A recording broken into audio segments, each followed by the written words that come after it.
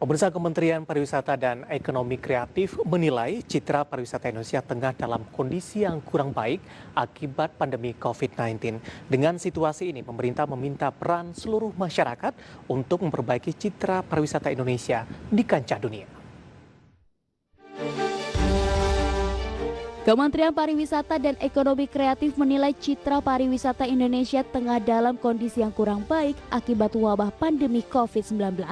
Dengan situasi ini, pemerintah meminta peran seluruh masyarakat tanah air untuk memperbaiki citra pariwisata Indonesia di kancah dunia.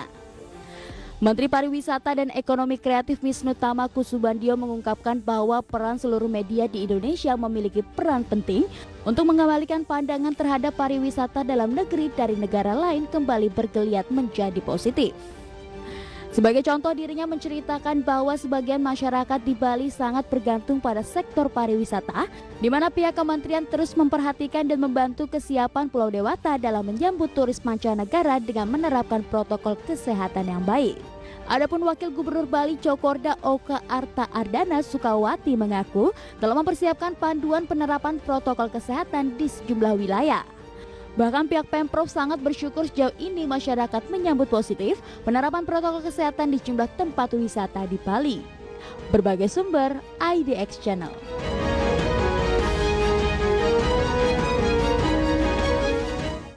Ya, pemirsa, di segmen ini kita akan membahas topik industri pariwisata di tengah pandemi dan kita akan berbincang bersama dengan Bapak Agung Iskandar, Corporate Rating Analis PT Pevindo. Kita akan langsung sapa saja, sudah terhubung melalui via Zoom. Pak Agung, selamat pagi, apa kabar Pak? Baik Mas Devi. Terima kasih Pak Agung sudah meluangkan waktu di IDX Channel.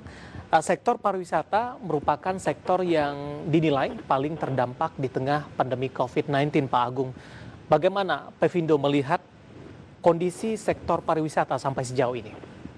Ya, Pevindo berpandangan bahwa sektor atau industri pariwisata masih sangat menantang ya, atau bisa dibilang masih beresiko tinggi di jangka waktu dekat hingga menengah. Ini sebenarnya didasari oleh belum pastinya ya kapan pandemi COVID-19 ini akan berakhir. Lalu kami juga berpandangan walaupun pandemi ini sudah let's say berakhir ya, tapi belum lagi seberapa cepat industri pariwisata ini pulih post COVID-19 pandemi ini.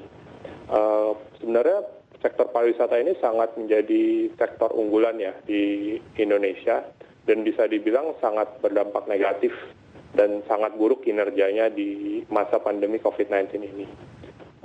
Secara global, sebenarnya sektor pariwisata kehilangan sekitar 440 juta turis ya mancanegara karena sektor ini sebenarnya sangat mengandalkan pergerakan atau mobilitas manusia yang dimana di pandemi COVID-19 ini pergerakan itu sangat terbatas dan tidak bisa menggerakkan sektor pariwisata ini. Belum lagi ada kebijakan lockdown di beberapa negara ya, yang membatasi pergerakan manusia ini. Di domestik sendiri, kalau kita ambil data dari jumlah kedatangan turis di Indonesia itu sudah mengalami penurunan ya sejak bulan Februari 2020. Sejak bulan Februari, turis di Indonesia hanya mencapai 1,4 juta, mencapai 160.000 orang ya dibandingkan dengan kinerja tahun lalu yang per bulannya rata-rata 1,3 sampai 1,5 juta per orang. Sebenarnya semakin meluasnya COVID-19 ini juga berpengaruh ke terus menurunnya kedatangan turis ke Indonesia sampai puncaknya di bulan April ya tahun 2020 ini yang jumlah kedatangan turis di Indonesia hanya sekitar 160.000 orang ya. Ini sangat berpengaruh khususnya di penerbangan juga ya karena kan penerbangan sangat dibatasi. Itu sangat berpengaruh sih di penurunan Bandara Soekarno-Hatta dan Ngurah Rai. Ya. Pak Agung, kalau kita berbincang kontraksi sektor pariwisata, terutama terhadap industri lainnya, tadi pun juga Anda sebutkan penerbangan begitu, ini lebih kepada dampak, terutama kepada daerah-daerah yang sangat tergantung kepada industri pariwisata. Mungkin dalam hal ini ada Bali, Pak Agung. Betul. Ya, memang kami di Bali, kami memandang Bali itu sangat menjadi salah satu provinsi unggulan Indonesia ya. untuk para turis. Dan secara spesifik bandara di Bali atau Ngurah Rai itu sudah mencatatkan penurunan turis sekitar 50% setiap bulannya. Bahkan bisa dibilang sangat minim turis di Bali. Lalu memang ada efek domino ya, karena Bali ini merupakan satu mata rantai industri pariwisata yang berdampak langsung ya dari COVID-19 ini. Seperti tadi bilang, ada maskapai penerbangan, lalu ada transportasi laut dan darat, lalu jasa akomodasi seperti hotel, lalu restoran, kafe, bar, dan lainnya ya. Lalu itu juga sebenarnya memberikan efek domino, karena perdagangan sendiri seperti cenderamata atau pakaian ya, macam tourist attraction itu semua bisa dibilang tidak berjalan ya, karena adanya COVID-19 ini. Belum lagi ada juga industri jasa rekreasi dan budaya yang kita tahu sebagai semacam travel atau pengelola tempat wisata itu juga tidak bisa berjalan dengan maksimal ya, karena ada COVID-19 ini. Belum lagi Bali itu sebenarnya PDB Bali itu 53% sampai 55% itu disumbangkan dari sektor pariwisata ini sih. Jadi bisa dibilang kinerja Provinsi Bali tahun ini memang sangat turun ya. Itu kontraksinya cukup besar, sekitar 11% per tahun. Ya. Apakah ini juga secara nasional juga akan mempengaruhi posisi dari devisa, Pak, terutama dari sektor pariwisata? Ya betul, memang pariwisata sebenarnya baru menyumbang sekitar 5% devisa ya untuk ekonomi nasional secara keseluruhan. Tapi sebenarnya 5% ini kan juga cukup besar ya. Dan bisa dibilang 5% ini tahun ini bisa dibilang tidak bisa didapatkan oleh Indonesia ya. Baik, itu dampak dari sektor pariwisata secara nasional, kemudian juga global yang sudah Anda jelaskan tadi Pak Agung.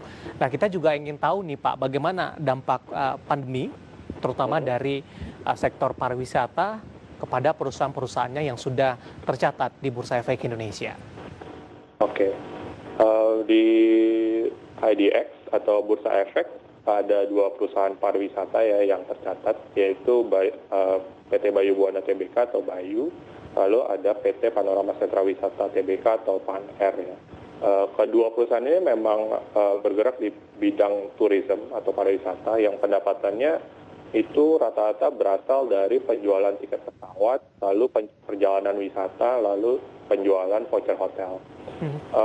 Selama pandemi ini kita melihat kinerja dari kedua emiten tersebut bisa dibilang negatif ya. Bisa dilihat dari pendapatan Bayu dan PANR itu bisa dibilang turun per first half 2020 turun di atas 60% pendapatannya. Lalu secara EBITDA itu juga negatif ya. Kalau Bayu sekitar 1,5 miliar, lalu PANR sekitar 14 miliar.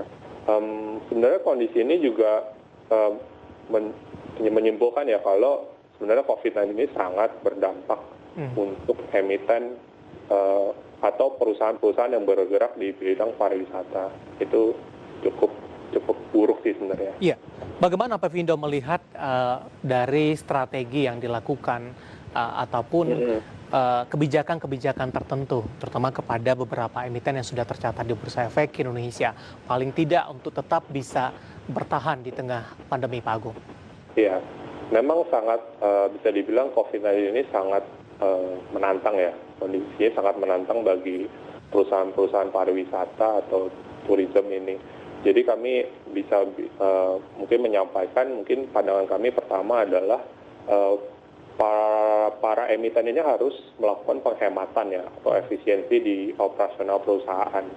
Karena mau tidak mau ini harus dilakukan karena mereka tidak adanya source of revenue.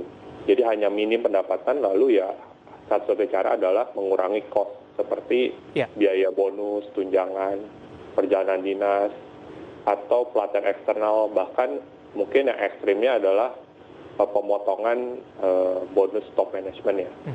Tapi kita juga harus catat bahwa kalau misalkan ada penurunan ini juga harus dibarengi dengan misalkan nanti perusahaan sudah berjalan dengan normal, lalu kompensasi ini juga diberikan kembali nanti setelah perusahaan ini berjalan.